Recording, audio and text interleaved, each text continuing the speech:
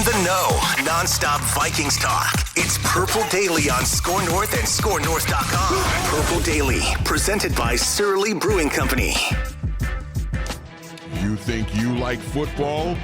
Bill Belichick doesn't just like football. He loves football. They're all good. Yeah, they're all good. So, yeah, every one of them.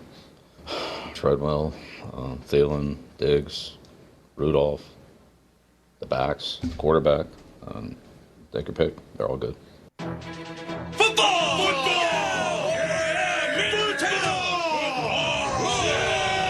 Gotta eat! We've played that several times before. I just realized that Treadwell was the first name out of Bill Belichick's mouth there. Listing all the realize weapons. That before? Yeah, they're Treadwell. all good. Treadwell's great.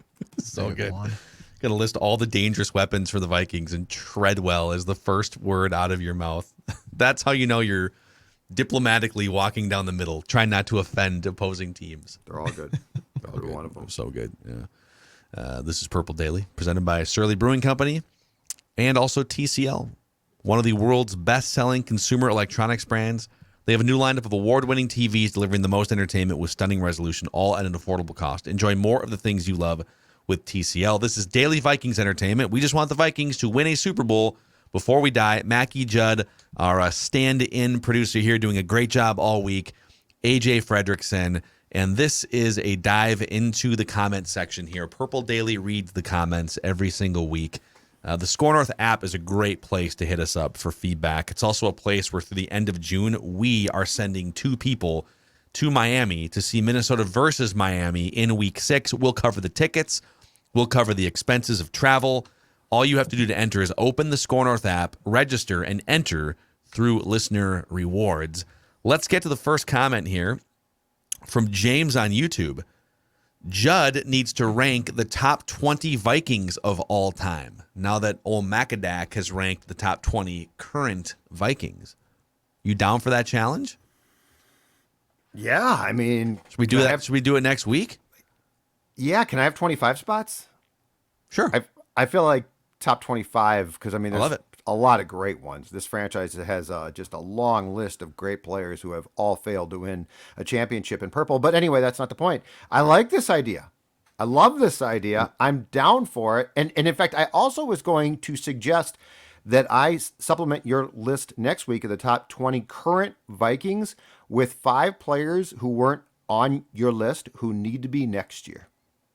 Okay. Because I think that there's a case to be made that there's going to be as there always is in football, natural attrition that you want to see take place. I like it. So like some veteran, like Pat P. I think he's probably gone, right? Don't spoil the whole thing, but you could take 5 off and replace 5 with 5 new ones. That's what I was thinking too. You have a whole playoffs every year. Yeah, let's definitely do that. And then sometime in the next couple weeks, we can count down Judd's top 25 Vikings of all time. Top 25. Love this. I mean, what, am I old or something? Like I had no top. You're the only one that will remember players before 1990. So, yeah, we need some representation of the 70s, 80s, and 90s. Sounds like an oldie station. Playing the 70s, 80s, and 90s Exactly. Vikings. Next up, I'm going to spin a Tommy Kramer for you. All right, Christian Espinoza via the Score North app says, the Packers tend to dominate the NFC North lately, but we can see the Vikings challenging them for that role this year. A lot of it will come down to how well their new coach, Kevin O'Connell, does, and whether or not this team takes advantage of a fairly easy schedule. My prediction, Vikings go 11-6 and knock on the door of usurping the Packers. I'll take this and kind of spin it into a question. Where are the Vikings at in relation to the Packers? Now that you've gotten to soak in the offseason, the rosters are basically set until the Vikings sign J.C. Treader. And, there's still the last few years, multiple games behind the Packers in the standings, so something's got to give. I really hesitate to address this, and I hate this question now because a year ago I said, I think the Packers are going to fall off. I mean, the situation with Rodgers appeared to be a mess, right? And, it's not like beyond a couple of things. It's not like you look at the Packers and think that's a dominant roster. It's a good roster, but it's not. The Vikings have a pretty good roster themselves. So I hesitate to address this because I think the last 2 years I have been saying, I think the Vikings have a good chance to overtake the Packers to win the North, the blah, blah, blah, blah, blah. And I've proven to be wrong both times. I think the Vikings, if I just take this from a standpoint of where do I think the Vikings are, okay? I think the Vikings are in a situation where their skill position players on offense are very good, where we're going to see if the quarterback can be maximized by a coach who certainly knows offense. I think the defensive scheme change is going to help. Here's what worries me about the Vikings and the whole conversation of, 11 potential wins. Can they win the division? I don't know that the problem that Zimmer talked about last training camp, I don't know that it's been fixed. That's the depth. Guys are going to get hurt. And then the question becomes, can you plug and play guys in and have at least a modicum of success? I don't know that they're there yet. And so, if Daniil goes down, Za'Darius goes down, I don't know that you could just be like, well, DJ Wanham's going to go in and be great. So I think what concerns me and what we need to see is for the overall back end of that roster to prove that you're developing some really good players. That's where I think is between the margins the most important part of that question and this discussion. Yeah. So I'm on thelines.com right now and just looking at and this is just one of many different, sets of NFL win totals for the year. I think I saw one of the books bump the Vikings up to 9.5. The Packers are largely sitting around 11. So depending on what sport, I'm looking at thelines.com right now. Packers are at 11 wins as of 3 days ago. Vikings are at 9. So there's still a couple game gap. I've seen, like I said, a 9.5 in there somewhere. I don't know that I've seen the Packers down to 10 or 10.5. So most sports books have the Vikings and Packers about 2 games apart in their projected over-under win totals. I think that's fair. I don't know that the loss of Davante Adams shipwrecks the Packers in the way that Vikings fans hope. How quickly we forget. And Tyreek Hill's doing the same thing now where he's giving interviews on podcasts saying that, if I had to pick accuracy, I think I'd take Tua over Patrick Mahomes. He's going Jennings. He's going full Greg Jennings. Yeah. Again, Tyreek Hill and Davante Adams are incredible receivers, and they're going to thrive in their new places. But just be careful what you wish for leaving Hall of Fame quarterbacks. We see how that plays out for guys like Greg Jennings. So do I think the Packers offense takes a step back without Davante Adams? Yes. Do I think they go from 13 wins to 8 because they lost Davante Adams? No. They will find a way to move the ball through the passing game, unless Aaron Rodgers just is checked out and hits an age cliff or something, which is possible. Peyton Manning hit the age cliff around this time. Just because Tom Brady didn't doesn't mean other quarterbacks aren't going to succumb to their age 38 season or whatever it is. Yep.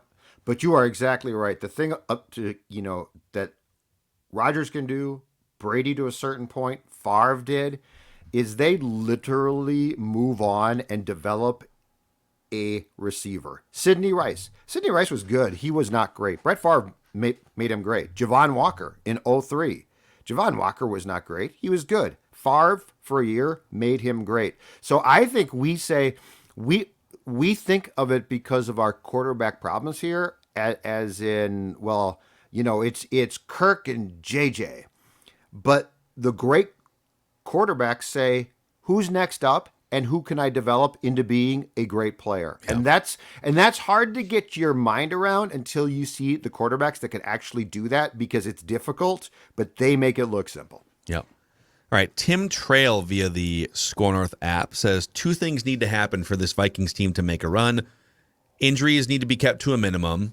The Vikings, as most other teams, seem to be hit really hard with injuries to their core players. They really hurt their chances, especially late in the season. And secondly, we need to secure home field advantage in the playoffs. Yes, this is something that doesn't get talked about enough. We'll come back to this. I can't help but think back to the Eagles NFC Championship game where we were just totally shell-shocked and never had a chance with the crowd noise.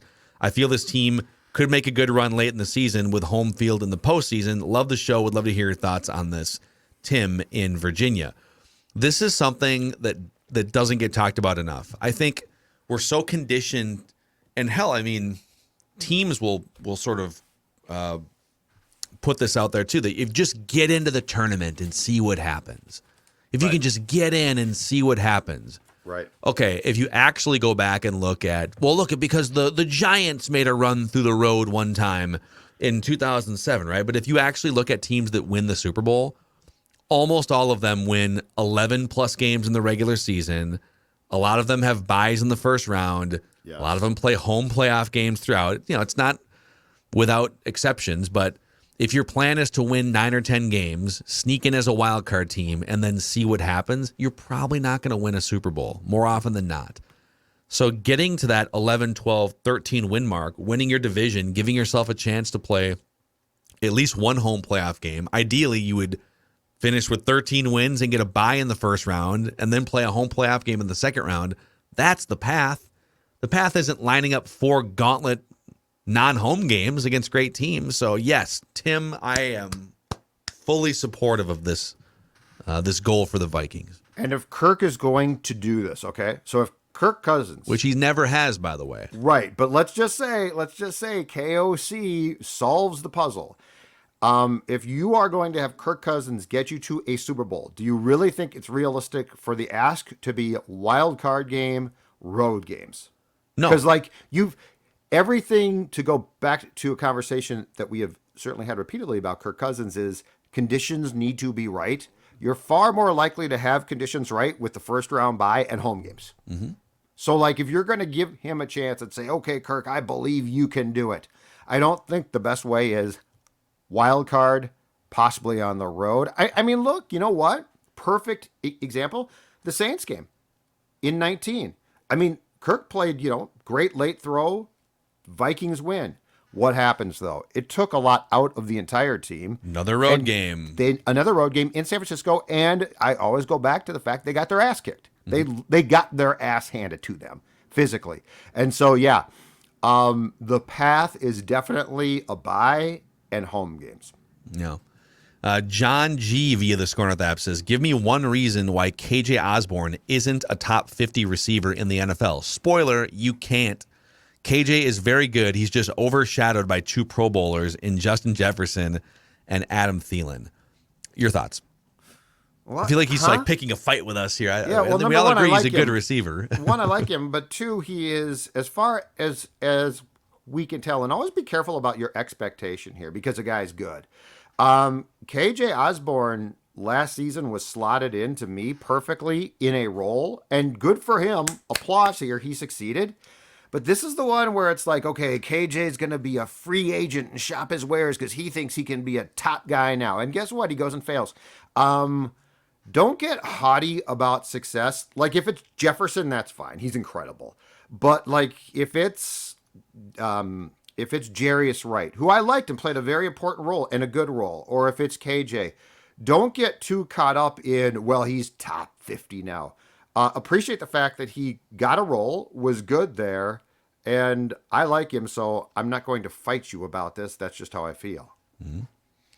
Yeah, I think he's a really good receiver. Is he top 50 in the NFL? That's such a weird, arbitrary thing to. And he's probably not. He's not Justin Jefferson. He's not Adam Thielen. He doesn't have to be. No one's asking him to be. I don't know why we need to even put an expectation. He's a good. Let's see what happens. He's a good receiver. Let's see what happens this year. Oh. And KOC's offensive scheme needs, count them, 1, 2, 3 receivers. So there's nothing someone's wrong. Going to get hurt, so you need more than that too. Yeah, sure. But I mean, there's nothing wrong with being 3. Yeah. Yeah, that's fine. Look at it as does he fit into the top 2 receivers on any team? Because what are there, 32 teams? Yeah, there's probably some teams out. The Dolphins before Tyreek Hill, for sure, he would have been one of their 2 best receivers. And then you got to cut away the 10 there. So it's is it close? Maybe. It's so hard to narrow that down though. That's a big list. Yeah, come on, AJ and Mackey, what are you guys talking about? We don't need to be slapping expectations and pressure on KJ Osborne. Let's just let KJ Osborne be KJ Osborne. Okay, let's let him smooth sail into the season here. I like how you think. Yeah, just like we let Judd be the surly guy. Just let Judd be the surly guy. We're not looking to put expectations. Just Judd, go drink some surly and enjoy your weekend. Okay, and for instance, I'm going to give you a perfect example here. In the surly world, Furious. It's Jefferson. It's my top guy. There's no question about it. But you know what I do? I like to rotate the KJ Osbornes in for the second and third role. And I'm going to give you one right now that you can find at your local liquor store. And it's delicious. And it is all about summertime. The Logic Bomb. The Logic Bomb, incredible possession beer. That beer will go over the middle for you, and every time it will quench your thirst, and that's the most important thing. So check it out. Among the great Surly beers, a ton of Supremes as well. I want to turn you on to a solid upper echelon depth chart beer, Logic Bomb. Check it out. And you know what? Show us your cans. Show us your receivers. Let's see them at Jay Zolgad on Twitter. Logic Bomb is the name now. Get in your car, get to the store, and get some for the weekend. All right, and since we're using metaphors from the trenches here, Federated is all about being the offensive lineman protecting your business, the quarterback. All about risk management, tools, and resources. And they're all about the 4 cornerstones of their corporate culture: equity, integrity, teamwork, and respect. These 4 cornerstones create the foundation that supports all interactions and decision-making at Federated, where it's our business to protect yours. All right, let's get to another batch of feedback here. Purple Daily reads the comment section. Paul Rodman via the Score North app says, love Purple Daily and your ability to make it interesting on a daily basis, especially with not a lot going on for news these days with the Vikings. Thank you. Appreciate that. No days off here. This is a daily Viking show. My one critique, especially for Phil, is can you stop using Pro Football Focus as the gospel on who is actually good? Your Viking rankings had Eric Kendricks I had Kendricks 11th on my top 20 Vikings.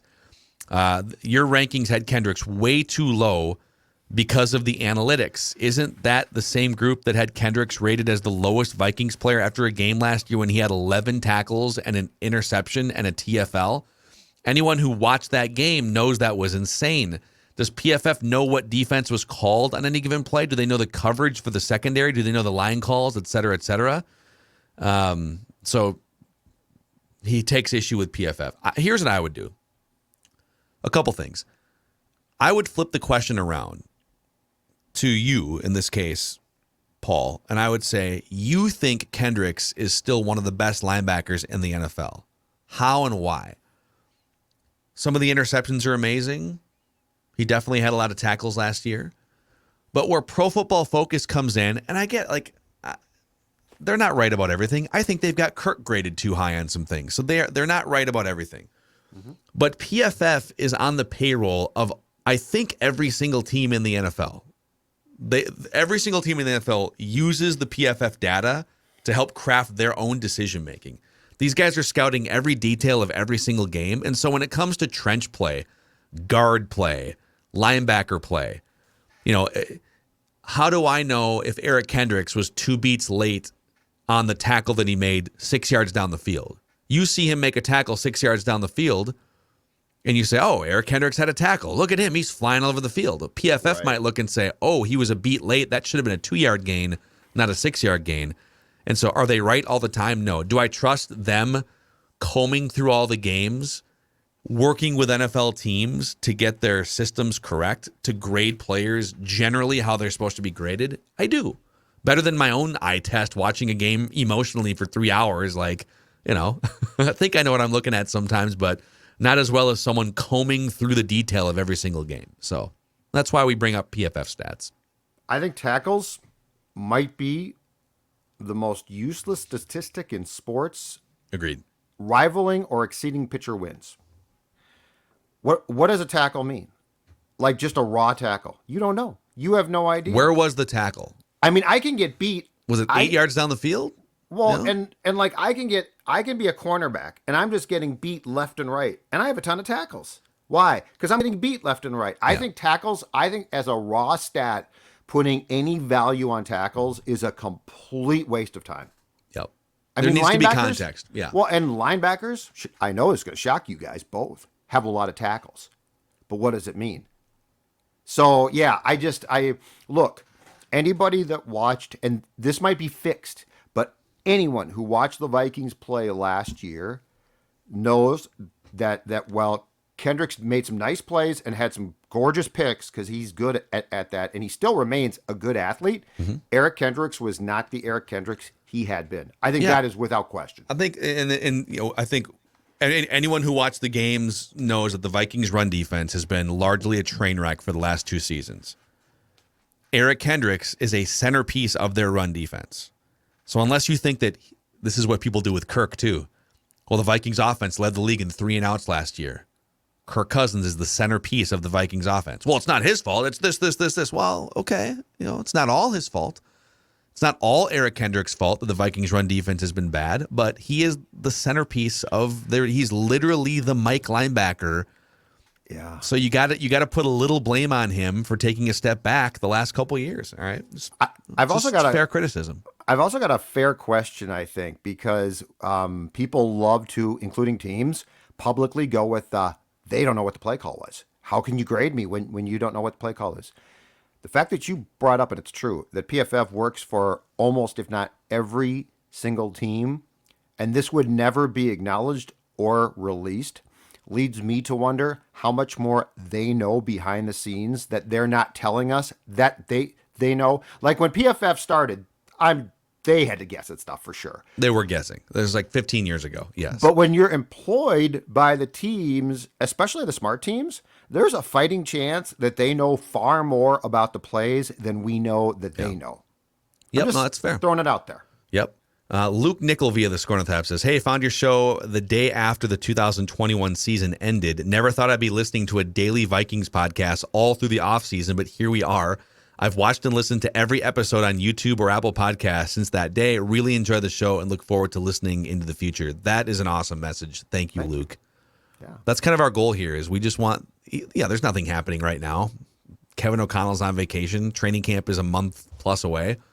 But we just want this to be a landing spot of Vikings community for you guys to come hang out, talk some Vikings, clown around, get some laughs, speculate on some things, and count down the days until the season starts. So thank you, Luke. Absolutely. Cool. Richard Boomhauer via the Score North app says, hey, Purple Daily crew, just wanted to share a fun story I thought you all would like. So I recently made a change and switched to a new job. And while at this new job, I met a fellow new employee. And after a few minutes of talking with his stepbrother, who also works with us, I found out he's a diehard Broncos fan. Being I live in Illinois, I get asked why I'm a Vikings fan. So I figured I should do the same and ask him why the Broncos. He said it was the 1998 season that hooked him into the Broncos. Seeing John Elway get it done in the twilight of his career made him a fan for life, to which I quickly responded, 98 was supposed to be the Vikings' year, and a laugh. He immediately says if they had played the Vikings in the Super Bowl, no way they would have won. Just goes to show all these years later that the narrative still holds up, that other fan bases, not just us Vikings fans, think the Vikings would have won. Now, we actually, a few years ago, we had Terrell Davis on our radio show a few years back, and we asked him, who would have, if you would have faced the Vikings in that Super Bowl instead of the Falcons, what would have happened? And he insists, we would have beat your Vikings team. Now, the Vikings also had, like, John Randall, didn't he tear up his leg? They had a couple big-time injuries on defense. McDaniel got hurt. Yeah. So they would have been going in shorthanded potentially against that Broncos team. Yes. It's an interesting what if, though. I'd take my chances, wouldn't you? Yeah, I would too. Give me Moss. Give me Randall Cunningham, Chris Carter. Would love to run that one back. Would love to run the 09 one back against the Colts too. I think that's the real year. I think the Vikings would have beat the Colts. Yeah, because Favre was beat to hell, but he plays. Like, there's no doubt in my mind Favre plays. I think I want to say Ed McDaniel tore his ACL, so he definitely wouldn't have played. Johnny Randall was a mess. The other thing too, so here's the difference as well. The other thing about 98 is there's no question, if you go back and watch that, in the second half, from a coaching to quarterback standpoint, they melted down. Like, Cunningham really melted down. Like, that was not just a blip. He was freaked out. So if you put him in the Super Bowl pressure, I'm not sure he handles it. But if you take Favre, who, yes, screwed up, but if you take him and put him in the Super Bowl pressure against the Colts team that certainly was not great, I think they win. I really do. Like, that Colts team to me did not scare me. I agree for sure. So there it is. That's Purple Daily dives into the comment section every single week. And appreciate you guys hanging out with us here through the off season. So Judd's going to have some homework here. You're counting down at some point the top 25 Vikings of all time and the 5 guys who should be on old Macadac's top 20 current Vikings list next year. Yes. So and I'll take out get 5 stepping. guys. And I'll take out 5 guys. So now I got to work. Where's my Surly? Somebody get me a Surly. I got homework. All right, we'll see you guys. Purple Daily.